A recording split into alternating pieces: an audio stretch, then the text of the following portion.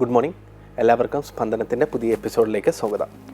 ഞാൻ doctor Anoop Ajith, holistic wellness consultant. അപ്പോൾ ഇന്നത്തെ എപ്പിസോഡ് നമ്മൾ നാച്ചുറൽ തെറാപ്പീസിനെ കുറിച്ചിട്ടാണ് സംസാരിക്കുന്നത്. ഇപ്പോൾ നാച്ചുറൽ തെറാപ്പീസിൽ നമുക്ക് ഫസ്റ്റായിട്ട് വരുന്നത് നമ്മുടെ ആയുർവേദമാണ്. അതിനുശേഷം ട്രഡീഷണൽ ചൈനീസ് മെഡിസിൻസ് വരുന്നുണ്ട്.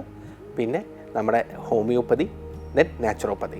ഈ 4 സിസ്റ്റം ഓഫ് മെഡിസിൻസാണ് നമ്മുടെ ഹോളിസ്റ്റിക് വെൽനസ്സിൽ നമ്മുടെ നാച്ചുറോപ്പതി റിലേറ്റഡ് ആയിട്ടുള്ള എനർജി ഹീലിംഗ് ടെക്നിക്സ് അല്ലെങ്കിൽ ഹീലിംഗ് ടെക്നിക്സിൽ വരുന്നത്. അപ്പോൾ എന്താണ് ഈ ആയുർവേദം എന്ന് നോക്കാം.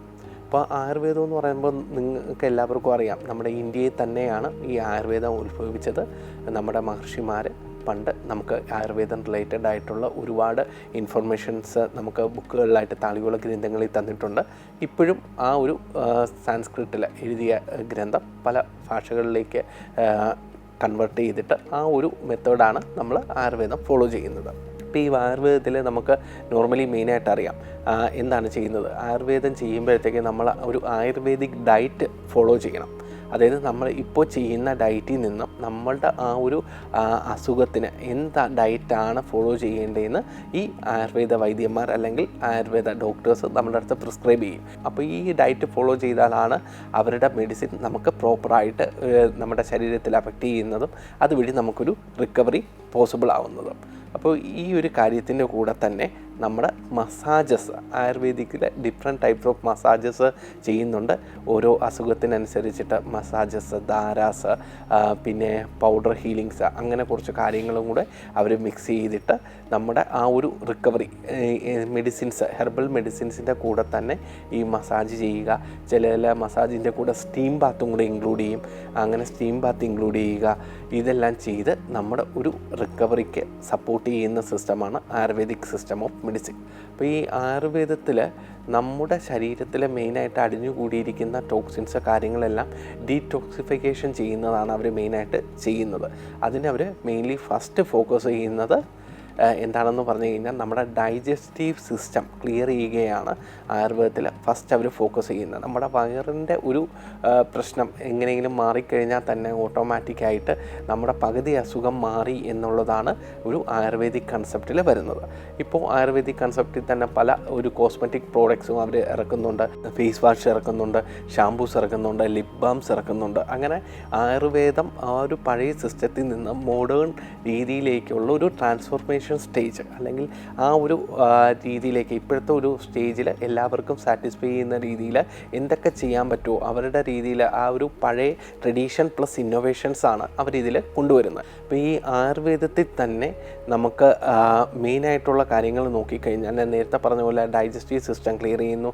നമ്മുടെ ശരീരത്തെ പൊട്ടലുകൾ, എന്തെങ്കിലും ഫ്രാക്ചേഴ്സോ അല്ലെങ്കിൽ നമുക്ക് ഇമ്മ്യൂണിറ്റി റിലേറ്റഡ് ആയിട്ട് എന്തെങ്കിലും പ്രോബ്ലംസ് ഉണ്ടെങ്കിൽ അതെല്ലാം ഡെവലപ്പ് ചെയ്യാനായിട്ടുള്ള പഴയ ഹെർബൽ മെഡിസിൻസ് തന്നെയാണ് അവർ ഫോളോ ചെയ്യുന്നതും. ഓരോന്നിൻ്റേതായ കൂട്ടുകൾ ഫോളോ ചെയ്ത് അതിൻ്റെ ചൂട്, അതായത് ഇത്ര ചൂടേ പാടുള്ളൂ, അത് ഇത്ര സമയത്ത് ഇന്നൊരു ടെമ്പറേച്ചറിൽ കൂടെ കടന്നു പോകണം, ആ ഒരു പ്രാക്ടീസസ് എല്ലാം ഫോളോ ചെയ്ത് ഇപ്പോഴും ആയുർവേദം നമ്മുടെ അലോപ്പതിയുടെ ഒപ്പം തന്നെ വളരെ നല്ല മികച്ച രീതിയിൽ പെർഫോം ചെയ്ത് പോകുന്നുണ്ട്.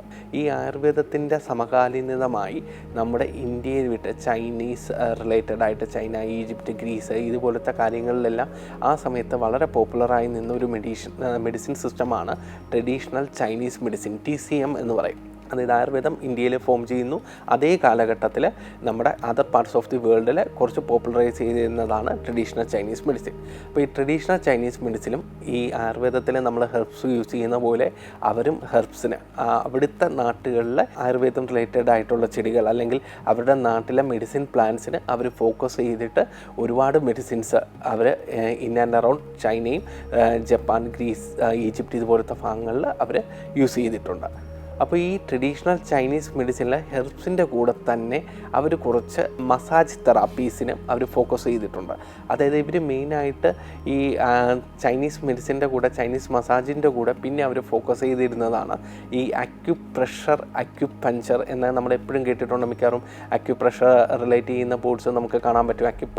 അക്യുപഞ്ചറുമായിട്ട് റിലേറ്റ് ചെയ്ത് ഇപ്പോൾ ഒരുപാട് ഇഷ്യൂസും ഉണ്ട്. പലരും ഹോസ്പിറ്റലിൽ പോകാതെ അക്യുപഞ്ചർ തന്നെ വീട്ടിൽ പ്രാക്ടീസ് ചെയ്തിട്ട്, അതായത് ഈ പ്രസവം പോലത്തെ കാര്യങ്ങളിലെല്ലാം അക്യുപഞ്ചർ യൂസ് ചെയ്ത് ഉള്ള ഇഷ്യൂസും കാര്യങ്ങളൊക്കെ നമ്മൾ യൂസ് ചെയ്യുന്നു. ആക്ച്വലി ഈ അക്യുപഞ്ചർ എന്ന് പറയുന്നത് നമ്മൾ വിചാരിക്കും പോലെ ഇഷ്യൂ ഉള്ള കാര്യമില്ല. അത് പക്ഷേ പ്രോപ്പർലി ട്രെയിൻഡ് ആയിട്ടുള്ള ഒരു പ്രാക്ടീഷണറാണ് അക്യുപഞ്ചറിന് ഇത് ചെയ്യാനായിട്ട് പറ്റുന്നത്. അപ്പോൾ നമ്മുടെ ഇന്ത്യയിൽ തന്നെ പ്രോപ്പർലി സ്കിൽഡ് ആയിട്ടുള്ള അല്ലെങ്കിൽ പ്രോപ്പർലി എഡ്യൂക്കേറ്റഡ് ആയിട്ടുള്ള ആൾക്കാർക്ക് പ്രാക്ടീസ് ചെയ്യാനായിട്ടുള്ള നിയമങ്ങൾ പല കോടതി വിധികളും തന്നെ വന്നിട്ടുണ്ട്.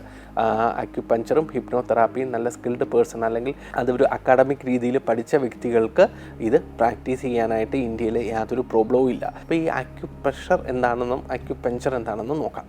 അപ്പോൾ ആക്ച്വലി ഈ അക്യുപഞ്ചർ എന്ന് പറയുന്നത് ട്രഡീഷണൽ ചൈനീസ് മെഡിസിനായിട്ട് കൂടുന്നെങ്കിലും പറയപ്പെടുന്നത് അക്യുപഞ്ചറിൻ്റെ ഉത്ഭവം നമ്മുടെ ഇന്ത്യയിൽ നിന്നാണെന്നാണ് പറയുന്നത്. അപ്പോൾ ഇത് മഹാഭാരത കാലത്തെ യുദ്ധവുമായിട്ട് നമുക്ക് അക്യുപഞ്ചറിനെ റിലേറ്റ് ചെയ്ത് സംസാരിക്കുന്നുണ്ട്. അതായത് ഈ അക്യുപഞ്ചറിൽ നമുക്കറിയാം നമ്മുടെ ശരീരത്തുള്ള അക്യു പോയിൻറ്റ്സിൽ നമ്മൾ ഒരു നീഡിൽസ് ഇൻസർട്ട് ചെയ്തിട്ടാണ് അക്യുപഞ്ചറിൽ നമ്മൾ രോഗിയെ ട്രീറ്റ് ചെയ്യുന്നത്. അപ്പോൾ ഈ അക്യു പോയിൻറ്റ്സ് എങ്ങനെയാണ്, അക്യു പോയിൻറ്റ്സിൻ്റെ ബെനിഫിറ്റ്സ് എങ്ങനെയാണെന്ന് നോക്കുന്നതിന് മുമ്പ് നമുക്ക് ഇതിൻ്റെ ഒരു ഹിസ്റ്ററിയിലേക്ക് പോകാം. ആക്ച്വലി ഈ അക്യുപഞ്ചർ ഞാൻ നേരത്തെ പറഞ്ഞ പോലെ മഹാഭാരത യുദ്ധത്തിൽ നമുക്കറിയാം ഭീഷ്മാചാര്യർ ഈ ഒരു ബെഡിൽ, അതായത് ശരശയ്യയിൽ ശയിച്ചിട്ടുണ്ട്. അതായത് അതിൽ തന്നെ അദ്ദേഹം ഒരുപാട് നാൾ, അതായത് മരണപ്പെടാതെ നിൽക്കുന്നത് എന്തുകൊണ്ടാണെന്ന് പറഞ്ഞാൽ അദ്ദേഹത്തിൻ്റെ അക്യു പോയിൻറ്റ്സിൽ, പ്രോപ്പർ അക്യു പോയിൻറ്റ്സിലാണ് ഈ ആരോസ് തടഞ്ഞിരുന്നത്. അപ്പോൾ ഈ അക്യു പോയിൻറ്റ്സിലെ ആരോസ് തടഞ്ഞിരിക്കുമ്പോൾ എന്ത് ചെയ്യും? നോർമലി നമ്മൾ അക്യുപഞ്ചറിൽ എന്ത് ചെയ്യും? നമ്മുടെ റിലീഫ് ചെയ്യാനായിട്ട് അല്ലെങ്കിൽ നമ്മുടെ ഇഷ്യൂസ് റെക്ടിഫൈ ചെയ്യാനായിട്ട് നമ്മുടെ ഈ അക്യു പോയിൻറ്റ്സിൽ നീഡിൽ ചെയ്യുന്നു. അപ്പോൾ നമുക്ക് കുറച്ചും കൂടെ ബെറ്റർനെസ് ഫീൽ ചെയ്യുന്നു. അതുപോലെ അദ്ദേഹത്തിൻ്റെ മെയിൻ അക്യു പോയിൻറ്റ്സിൽ ഈ അമ്പുകളെല്ലാം കറക്റ്റ് പോയിൻറ്റ്സിൽ നിന്നതുകൊണ്ടാണ് അദ്ദേഹം ഇത്രയും നാളും ഈ മരണപ്പെടാതെ ഈ യുദ്ധം കഴിയുന്നതുവരെ ജീവിച്ചിരുന്നത്. അപ്പോൾ ഇന്ത്യയിൽ നിന്നുള്ള ഈ ഒരു കൺസെപ്റ്റ് പണ്ട് നമുക്കറിയാം, ഇന്ത്യയിൽ നിന്ന് ഒരുപാട് പേര് ചൈനയിലേക്കും വിദേശ രാജ്യങ്ങളിലേക്കും ഒക്കെ പോവുകയും നമ്മുടെ നോളേജ് അങ്ങോട്ട് ഷെയർ ചെയ്യുകയും ചെയ്യും. അപ്പോൾ ഇന്ത്യയിലെ ഈ ഒരു, നമുക്കിപ്പോൾ പൊതുവേ തന്നെ അറിയാം, ഈ ഒരു കാലഘട്ടത്തിൽ പോലും ഇന്ത്യയിൽ നമുക്ക് ഈ ഓൾട്ടർനേറ്റീവ് മെഡിസിൻ അല്ലെങ്കിൽ ഹോളിസ്റ്റിക് മെഡിസിന് വലിയ പോപ്പുലാരിറ്റി ഇല്ല. ഇപ്പോഴും കൂടുതൽ അലോപ്പതിക്കാണ് പോകുന്നത്. പക്ഷേ ഈവൻ ഇൻ യൂറോപ്യൻ കൺട്രീസിൽ പോലും ഇപ്പോൾ അവരെ ഓൾട്ടർനേറ്റീവ് അല്ലെങ്കിൽ ഒരു കോംപ്ലിമെൻ്ററി സെറ്റ് ഓഫ് മെഡിസിൻസിന് അവരവിടെ ഡോക്ടറായിട്ട് പ്രാക്ടീസ് ചെയ്യാനും അവർക്ക് രജിസ്ട്രേഷൻ കൊടുക്കുകയും കാര്യങ്ങളും ഒക്കെ ചെയ്യുന്നുണ്ട്. ഈ ഒരു സിസ്റ്റം പണ്ടും ആയുർവേദം ഒഴിച്ചിട്ട് ബാക്കിയുള്ള തെറാപ്പീസിന് കുറവായതുകൊണ്ട് ഇവിടുത്തെ ആൾക്കാർ, ബോധിധർമ്മനെ പോലുള്ള ആൾക്കാർ പല ചൈനയിലും അവിടെയും പോയിട്ട് നമ്മുടെ ഇന്ത്യൻ സിസ്റ്റം ഓഫ് മെഡിസിൻസ് അല്ലെങ്കിൽ കാര്യങ്ങളെല്ലാം അവിടെ പ്രൊമോട്ട് ചെയ്തു. അങ്ങനെയാണ് ഈ അക്യുപഞ്ചർ ചൈനയിൽ എത്തിയുന്ന ഒരു സ്റ്റോറിയുണ്ട്. അതിൻ്റെ ആധികാരികത പഴയ കാര്യങ്ങളായതുകൊണ്ട് നമുക്കത് വ്യക്തത്തോടെ അറിയില്ല. എന്നാലും നമ്മുടെ അത് പൊതുവെ പറയപ്പെടുന്നത് ഇന്ത്യയിൽ നിന്നാണ് ഈ അക്യുപഞ്ചറിൻ്റെ ഉത്ഭവം ചൈനയിലേക്ക് എത്തിയതെന്ന് പറയപ്പെടുന്നു. അപ്പോൾ ഈ അക്യുപഞ്ചറിൽ നമ്മൾ നേരത്തെ പറഞ്ഞ പോലെ പ്രഷർ പോയിൻറ്റ്സിൽ അല്ലെങ്കിൽ അക്യു പോയിൻറ്റ്സിൽ നമ്മൾ നീഡിൽ ഇൻസർട്ട് ചെയ്യുകയാണ് ചെയ്യുന്നത്. ആ നീഡിൽ ഇൻസർട്ട് ചെയ്യുന്നത് വഴി ആൾക്കാർക്ക് ഒരു വെൽബീയിങ് ഉണ്ടാകുന്നു. അപ്പോൾ ഇത് പണ്ട് കാലങ്ങളിൽ ഈ അനസ്തേഷ്യയൊക്കെ വരുന്നതിന് മുമ്പ് ഈ ചൈനയിലൊക്കെ ആൾക്കാർക്ക് ആ ഒരു അനസ്തേഷ്യക് സ്റ്റേറ്റിലേക്ക് അല്ലെങ്കിൽ ആ ഒരു പെയിൻ റിലീഫറായിട്ട്, അതായത് ഈ പ്രസവ സമയത്ത്, പ്രഗ്നൻസിയുടെ ഡെലിവറി ടൈമിലും അല്ലാതെ ഈ ഓപ്പറേഷൻ സമയത്തൊക്കെ ആൾക്കാർക്ക് വേദന അറിയാതിരിക്കാനായിട്ട് അക്യുപഞ്ചറിസ്റ്റ് അല്ലെങ്കിൽ അക്യുപഞ്ചർ പ്രാക്ടീസ് ചെയ്യുന്നവർ അക്യു പോയിൻറ്റ്സിൽ, പെയിൻ പോയിൻറ്റ്സിൽ ഈ അക്യുപഞ്ചർ നീഡിൽസ് ഇൻസർട്ട് ചെയ്ത് അവരുടെ പെയിൻ റിലീഫ് ചെയ്തിട്ട് ഡെലിവറി നടത്തുകയും ഓപ്പറേഷൻ നടത്തുകയും കാര്യങ്ങളൊക്കെ ചെയ്തുകൊണ്ടിരുന്നു. അതിനുശേഷമാണ് നമ്മൾ അനസ്തേഷ്യ, മോഡേൺ മെഡിസിൻ പോപ്പുലർ ചെയ്യുകയും ഇപ്പോൾ അനസ്തേഷ്യ മെഡിസിൻ കൊടുത്തിട്ട് അവരെ മയക്കിക്കെടുത്തുകയും ചെയ്യുന്നത്. അതിനു മുമ്പ് അക്യുപഞ്ചർ ആയിരുന്നു അവർ യൂസ് ചെയ്തത്.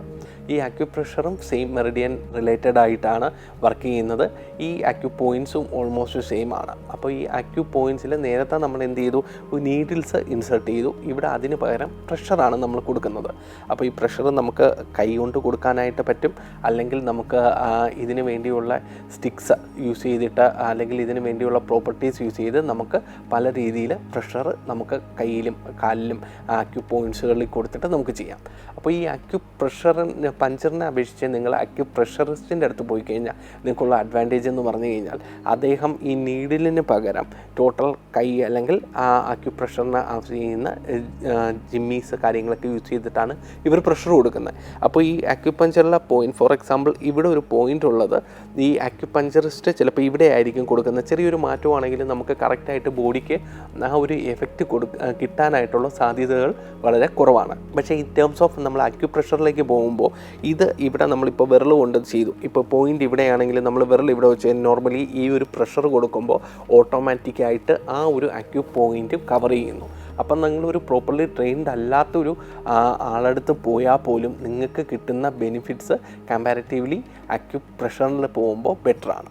അപ്പോൾ ഈ അക്യുപ്രഷറിൽ നമ്മൾ അക്യു പോയിൻറ്റ്സ് തന്നെയാണ് ചെയ്യുന്നത്. അവിടെ നമ്മൾ നീഡിൽസിന് പകരം പ്രഷേഴ്സാണ് നമ്മൾ കൊടുക്കുന്നത്, ഓരോ അക്യു പോയിൻറ്റ്സിലും കൊടുക്കുന്നത്. അപ്പോൾ ഇതാണ് മെയിനായിട്ട് ട്രഡീഷണൽ ചൈനീസ് മെഡിസിനിൽ വരുന്നത്. നമ്മൾ ആയുർവേദം പോലെ അവിടുത്തെ നാട്ടിലെ സുലഭമായിട്ടുള്ള മെഡിക്കൽ പ്ലാൻസ് അവർ യൂസ് ചെയ്യുന്നുണ്ട്.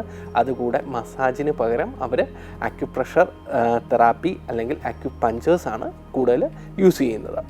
ഇനി അടുത്ത നമ്മൾ പറയുന്നത് ഹോമിയോപ്പതി. ഇപ്പോൾ ഹോമിയോപ്പതി നമുക്ക് അറിയാം, ഇപ്പോൾ ഹോമിയോപ്പതി എന്നും പറയുന്നതും കുട്ടികൾക്കും കാര്യങ്ങൾക്കൊക്കെ വളരെ നല്ല രീതിയിൽ പ്രവർത്തിച്ചുകൊണ്ടിരിക്കുന്നു. ഹോമിയോപ്പതിക്ക് ഡെഫിനറ്റ്ലി 2 ടൈപ്പ് ഓഫ് ഡൈമെൻഷൻസാണ് ആൾക്കാർ കൊടുക്കുന്നത്. ചിലർ പറയുന്നു ഹോമിയോപ്പതിക്ക് അത്ര ഇമ്പോർട്ടൻസ് ഇല്ല, അല്ലെങ്കിൽ ഹോമിയോപ്പതി തൊട്ട് അസുഖം മാറില്ല എന്ന് പറയുന്ന ഒരു വിഭാഗമുണ്ട്. ഹോമിയോപ്പതി കൊണ്ട് വളരെ നല്ല റിസൾട്ട് കിട്ടുന്ന ആൾക്കാരുമുണ്ട്. അപ്പോൾ ഇത് രണ്ടും 2 ടൈപ്പ് ഓഫ് ഡൈമെൻഷൻസ് ആണെങ്കിലും നമ്മുടെ ഇന്ത്യയിൽ ഉൾപ്പെടെ ഒരുപാട് വിദേശ രാജ്യങ്ങളിലും ഹോമിയോപ്പതി പ്രാക്ടീഷണേഴ്സ് നല്ല രീതിയിൽ പ്രവർത്തിക്കുന്നതും ആൾക്കാർക്ക് റിലീഫ് ചെയ്യുന്നതും. അപ്പോൾ ഇതിൽ ഒരു ഡൈമെൻഷൻ പറഞ്ഞു കഴിഞ്ഞാൽ നമ്മളിപ്പോൾ നോർമലി ഒരു ടീം പറയുന്നത് അല്ലെങ്കിൽ ഒരു കൂട്ടം ആൾക്കാർ പറയുന്നതെന്ന് പറഞ്ഞു കഴിഞ്ഞാൽ ഈ ഹോമിയോപ്പതിയുടെ ബേസിക് കൺസെപ്റ്റ് എന്ന് പറഞ്ഞു കഴിഞ്ഞാൽ നമ്മളൊരു സാധനം ഡൈല്യൂട്ട് ചെയ്ത് വരുമ്പോൾ അത് കുറച്ച് നല്ലതായിട്ട് പെർഫോം ചെയ്യുകയും അസുഖം മാറുകയും ചെയ്യുന്നതാണ് പറയുന്നത്. അതായത് ഒരു വാട്ടറിന് അതിൻ്റേതായ ഒരു മെമ്മറി ഉണ്ട്. അപ്പോൾ ഈ പല മരുന്നുകളിൽ വന്നാലും വാട്ടർ ആ മെമ്മറി സൂക്ഷിച്ചു വെച്ചിട്ട് നമുക്ക് വേണ്ട റെക്ടിഫിക്കേഷൻ അല്ലെങ്കിൽ നമുക്ക് വേണ്ട ഒരു റിസൾട്ട് തരും എന്നുള്ളതാണ് മെയിൻലി ഹോമിയോപ്പതിക് കൺസെപ്റ്റ്. അതായത് ഒരു പ്രോഡക്റ്റ്, അതായത് അവർ യൂസ് ചെയ്യുന്ന സബ്സ്റ്റൻസ് ചിലപ്പോൾ പ്ലാന്റ്സിൽ നിന്നാവാം, ആനിമൽ പ്രോഡക്ട്സ് ആവാം, അല്ലെങ്കിൽ റിലേറ്റഡ് ആയിട്ടുള്ള ഏത് ഒരു മിനറൽസിൽ നിന്ന് എടുത്തുന്ന പ്രോഡക്ട്സ് ആവാം. അപ്പോൾ ഈ പ്രോഡക്ട്സുകളെല്ലാം ഡൈല്യൂട്ട് ചെയ്ത് വരുമ്പോഴത്തേക്ക് ഈ ഒരു കാര്യം വളരെ നല്ല എഫക്റ്റീവായിട്ട് ആൾക്കാരെ അഫക്റ്റ് ചെയ്യുമെന്നാണ് ഹോമിയോപ്പതിയുടെ മെയിൻ കൺസെപ്റ്റ്. അപ്പോൾ ഇതിന് എതിരായിട്ടുള്ള ആൾക്കാർ പറയുന്ന കൺസെപ്റ്റ് എന്ന് പറഞ്ഞാൽ ഒരു സാധനം നമ്മുടെ സയൻസ് പ്രകാരം നമ്മൾ ഡൈല്യൂട്ട് ചെയ്യുന്ന അനുസരിച്ച് അതിൻ്റെ വീര്യം കുറഞ്ഞു പോവുകയാണ് ചെയ്തുകൊണ്ടിരിക്കുന്നത്. നമ്മൾ ഏതൊരു സാധനവും എടുത്തു കഴിഞ്ഞാലും അതിൻ്റെ എഫക്റ്റ് നമ്മൾ വെള്ളം ഒഴിക്കും തോറും കുറഞ്ഞു വരും, നമ്മൾ ന്യൂട്രലൈസ് ചെയ്ത് കൊണ്ടുവരും. അറ്റ് ദി സെയിം ടൈം ഹോമിയോപ്പതിയുടെ കൺസെപ്റ്റ് എന്ന് പറഞ്ഞു കഴിഞ്ഞാൽ നമ്മളൊരു സാധനം ഡൈല്യൂട്ട് ചെയ്ത് കൊണ്ടുവരുന്നതനുസരിച്ചിട്ട് അതിൻ്റെ വീര്യം കൂടും എന്നുള്ളതാണ് ഹോമിയോപ്പതിക് കൺസെപ്റ്റിൽ വരുന്നത്. അപ്പോൾ ഇതിൻ്റെ പേരിൽ ഹോമിയോപ്പതിൻ്റെ ഇടയിൽ തന്നെ ഇഷ്യൂസ് കാര്യങ്ങൾ നിലനിൽക്കുന്നുണ്ട്. പക്ഷേ ഈ ഹോമിയോപ്പതി ഇത്ര നാൾ നിലനിന്ന് പോകണമെങ്കിൽ ഇതിൽ എന്തെങ്കിലും ഒരു ഡ്രോബാക്സ് ഉണ്ടെങ്കിൽ ഡെഫിനറ്റ്ലി ആൾക്കാർ ആ ഒരു സപ്പോർട്ട് സിസ്റ്റം അല്ലെങ്കിൽ ആ ഒരു മെത്തേഡ് ഓഫ് ട്രീറ്റ്മെൻറ്റ് സ്വീകരിക്കില്ല, അവർ വേറെ ട്രീറ്റ്മെൻറ്റിൽ പോകും. അപ്പോൾ ഇത് ഒരുപാട് ആൾക്കാർക്ക് അതിൻ്റെ അനുസരിച്ചിട്ടുള്ള ഒരു ബെനിഫിഷ്യൽ വരുന്നത് കൊണ്ടാണ് ഡെഫിനറ്റ്ലി അവർ ഹോമിയോപ്പതി വീണ്ടും പോകുന്നതും ഹോമിയോപ്പതി ക്ലിനിക്സ് പലയിടത്തുമായിട്ട് പുതിയതായിട്ട് എസ്റ്റാബ്ലിഷ് വരുന്നതും ചെയ്യുന്നത്. അപ്പോൾ ഈ ഹോമിയോപ്പതിയിൽ അവർ ചെയ്യുന്നതെന്ന് പറഞ്ഞാൽ ഞാൻ നേരത്തെ പറഞ്ഞ പോലെ പ്ലാന്റ്സിൽ നിന്നും മിനറൽസിൽ നിന്നും ആനിമൽ പ്രോഡക്ട്സിൽ നിന്നൊക്കെ വരുന്ന ആ ഒരു സബ്സ്റ്റൻസ് അവർ ഡൈല്യൂട്ട് ചെയ്ത് ആൾക്കാരുടെ ആ ഒരു ടോക്സിൻസ് റിമൂവ് ചെയ്യാനും കാര്യങ്ങൾക്കുമാണ് അവർ യൂസ് ചെയ്യുന്നത്. ഈ ഹോമിയോപ്പതിയിലും ഈ ഹോളിസ്റ്റിക് കൺസെപ്റ്റുമായിട്ട് എങ്ങനെ ബന്ധപ്പെട്ടിരിക്കുന്നതെന്ന് പറഞ്ഞാൽ ഹോമിയോപ്പതിക്കും ഇൻഡിവിജ്വലൈസ്ഡ് ട്രീറ്റ്മെൻ്റ് ആണ്. അതായത് ഒരു അസുഖത്തിനല്ല ഹോമിയോപ്പതിയും ട്രീറ്റ് ചെയ്യുന്നത്, ആൾക്കാരുടെ ടോട്ടലായിട്ട്. നിങ്ങളിപ്പോൾ ഒരു ഹോമിയോപ്പതി പ്രാക്ടീഷണറുടെ അടുത്ത് പോകുമ്പോൾ മനസ്സിലാവും അവർ നിങ്ങളുടെ ജീവിതചര്യ എങ്ങനെയാണ്, നിങ്ങളെങ്ങനെയാണ് നിങ്ങളുടെ ഫിസിക്കൽ ഹെൽത്ത്, മെൻ്റൽ ഹെൽത്ത്, ചുറ്റുപാടുകൾ എന്താണ് എന്ന് അവരിങ്ങനെ ഒരുപാട് കാര്യങ്ങൾ ചോദിച്ച് നിങ്ങളെ നിന്ന് ഇൻഫർമേഷൻ എടുത്തിട്ടാണ് അവരൊരു മെഡിസിൻ നിങ്ങൾക്ക് തരുന്നത്. അപ്പോൾ ഈ ഹോമിയോപ്പതിയും ഹോളിസ്റ്റിക് വെൽനസ് കൺസെപ്റ്റുമായിട്ട് വളരെയധികം ബന്ധപ്പെട്ടിരിക്കുന്നു. ഹോളിസ്റ്റിക് നിങ്ങൾക്കറിയാം mental, emotional, spiritual, environmental aspects എല്ലാം നോക്കിയിട്ടാണ് ഹോളിസ്റ്റിക് ട്രീറ്റ്മെൻറ്റ് ചെയ്യുന്നത്. അതും ഹോളിസ്റ്റിക്കിന് ഇൻഡിവിജ്വലൈസ്ഡ് കെയർ ആണ് നമ്മൾ നമ്മുടെ പേഷ്യൻസിന് കൊടുക്കുന്നത്. അതുപോലെ ഹോമിയോപ്പതിയും ഇൻഡിവിജ്വലായിട്ട് ഓരോരുത്തർക്ക് അവരുടെ സാഹചര്യവുമായിട്ട് ബന്ധപ്പെടുന്ന മെഡിസിൻസാണ് ഹോമിയോപ്പതിയും പ്രിസ്ക്രൈബ് ചെയ്യുന്നത്. അല്ലാതെ ഹോമിയോപ്പതിക്ക് ഇന്ന അസുഖത്തിന് ഇന്ന മെഡിസിൻ എന്ന് പറയുന്ന ഫോക്കസ് ചെയ്യുന്നതിനെക്കാട്ടിയും ഈ ഇൻഡിവിജ്വൽസിൻ്റെ പേഷ്യൻറ്റിൻ്റെ റിക്വയർമെൻറ്റും നീഡും അവരുടെ മനസ്സിലാക്കിയിട്ടാണ് ഹോമിയോപ്പതിയിൽ മെഡിസിൻ കൊടുക്കുന്നത്. ഇനി അടുത്ത മോഡ് ഓഫ് തെറാപ്പി എന്ന് പറയുന്നത് നമുക്കറിയാവുന്ന നാച്ചുറോപ്പതി. അപ്പോൾ ഈ നാച്ചുറോപ്പതി കൺസെപ്റ്റ് എന്ന് പറഞ്ഞു കഴിഞ്ഞാൽ മെയിൻലി നമ്മുടെ നേച്ചറിന് തന്നെ നമ്മുടെ അസുഖം ഹീൽ ചെയ്യാനായിട്ടുള്ളൊരു കഴിവുണ്ട്. ആ ഹീലിംഗ് കൺസെപ്റ്റിലാണ് ഈ നാച്ചുറോപ്പതി വർക്ക് ചെയ്യുന്നത്. അതായത് ബോഡിക്ക് എന്തെങ്കിലും ഒരു ഇഷ്യൂ വന്നു കഴിഞ്ഞാൽ സെൽഫ് ഹീലിങ്ങിന് ചെയ്യാനുള്ളൊരു കഴിവ് നമ്മുടെ എല്ലാവരുടെയും ബോഡിക്കുണ്ട്. അപ്പോൾ ഈ സെൽഫ് ഹീലിങ്ങിന് സപ്പോർട്ട് ചെയ്യാൻ, അതായത് ഈ സെൽഫ് ഹീലിംഗ് എങ്ങനെ നമ്മുടെ പ്രകൃതിയായിട്ട് ഇണക്കി നമ്മുടെ ആ ഹീലിംഗ് പ്രോസസ്സ് കുറച്ച് ഫാസ്റ്റൻ ചെയ്യാം എന്നുള്ളതാണ് ഈ നാച്ചുറോപ്പതിയിൽ നോക്കുന്നത്. അപ്പോൾ ഈ നാച്ചുറോപ്പതി പ്രാക്ടീഷണർ എന്ത് ചെയ്യുന്നതെന്ന് പറഞ്ഞു കഴിഞ്ഞാൽ ഇവരും ചെയ്യുന്നത് പ്ലാന്റ് പ്രോഡക്ട്സ് മെഡിസിനായിട്ട് കൊടുക്കുന്നുണ്ട്. അതുകൂടാതെ ബോഡിയുടെ ഡീടോക്സിഫിക്കേഷൻ പ്രോസസ്സ് കാര്യങ്ങളെല്ലാം ചെയ്യുന്നുണ്ട്. ഇതിലെന്ന് പറഞ്ഞു കഴിഞ്ഞാൽ വോൾ ഗ്രെയിൻ ആണ് യൂസ് ചെയ്യുന്നത്. പിന്നെ നാച്ചുറലി അവൈലബിൾ ആവുന്ന സീസണൽ ഫ്രൂട്ട്സ് ആണ് ആൾക്കാർ കഴിക്കുന്നത്. അങ്ങനെ നാച്ചുറുമായിട്ട് ബന്ധപ്പെട്ട കാര്യങ്ങൾ ചെയ്യുന്നതിനൊപ്പം സൺ തെറാപ്പി ഉണ്ട്. സൺ തെറാപ്പി എന്ന് പറഞ്ഞു കഴിഞ്ഞാൽ രാവിലത്തെയും വൈകിട്ടത്തെയും വെയിൽ കൊള്ളുക.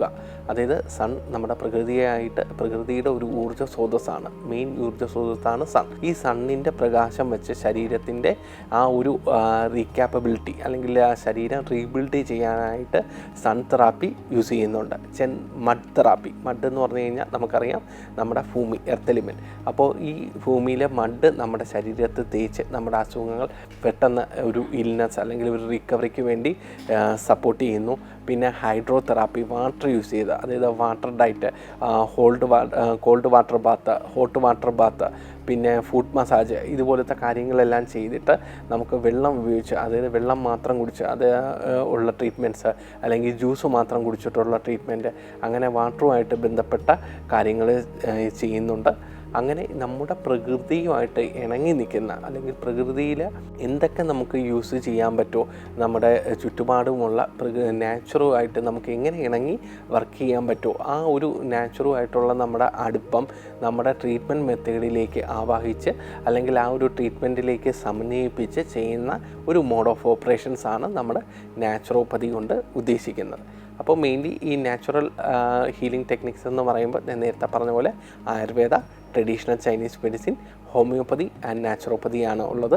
ഇവരുടെ എല്ലാത്തിൻ്റെയും ഒരു മെയിൻ കൺസെപ്റ്റ് എന്ന് പറയുന്നത് വെറും ഡിസീസ് മാത്രം ഡയഗ്നോസ് ചെയ്ത് നമ്മൾ ട്രീറ്റ് ചെയ്യുന്നതിന് പകരം ആ വ്യക്തിയെ ഫുൾ ഉൾക്കൊണ്ട് അവരുടെ mental, physical, social, occupational, emotional wellness എല്ലാം കൂടെ നോക്കി മനസ്സിലാക്കി അവർക്ക് ആപ്റ്റ് ആവുന്ന ഒരു ചികിത്സാ രീതികളാണ് ഈ പറയുന്ന നാച്ചുറൽ തെറാപ്പീസ് എല്ലാം. നമസ്തേ. സ്പന്ദനം എന്ന ഈ എപ്പിസോഡിലേക്ക് എല്ലാ പ്രേക്ഷകരെയും സ്വാഗതം ചെയ്തുകൊള്ളുന്നു. എല്ലാവർക്കും അറിയാവുന്നതാണ്, കളരിയുടെ ഈ എപ്പിസോഡിൽ വാളിനാണ് പ്രാധാന്യം. കളരി എന്ന് പറയുമ്പോൾ എല്ലാവരും വാൾപ്പയറ്റ് എന്നുള്ള ഒരു കൺസെപ്റ്റാണ് ഉള്ളത് എല്ലാവരും മനസ്സിൽ. അതുകൊണ്ട് അവസാന ഭാഗമായി ഇന്ന് വാൾപ്പയറ്റ്, ഉറുമി, വാളും മറപിടിച്ച് കുന്തം, ഇതൊക്കെയാണ് ഇന്നിവിടെ അവതരിപ്പിക്കുന്നത്.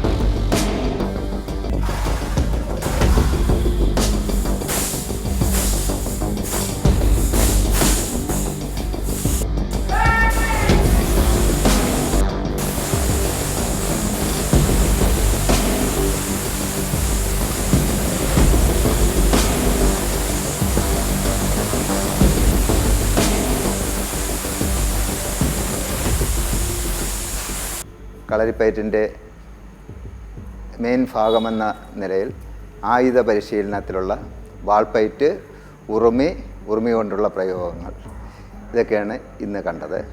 ഇത് കുട്ടികളോ മുതിർന്നവരോ ആരും ഒരു ഗുരു ഇല്ലാതെ പരിശീലിക്കുകയോ ആയുധങ്ങളോ എടുത്ത് പ്രയോഗിക്കുകയോ ചെയ്യരുത്. 1957 സ്ഥാപിച്ച മാരുതി മർമ്മചികിത്സാ കളരി സംഘത്തിൻ്റെ നന്ദിയും കടപ്പാടും അറിയിച്ചുകൊള്ളുന്നു. അതോടൊപ്പം ഞങ്ങളുടെ ഈ സ്ഥാപനം തിരുവനന്തപുരത്ത് പൂജപ്പുര മുടവൻമുകളിലാണ് സ്ഥിതി ചെയ്യുന്നത്.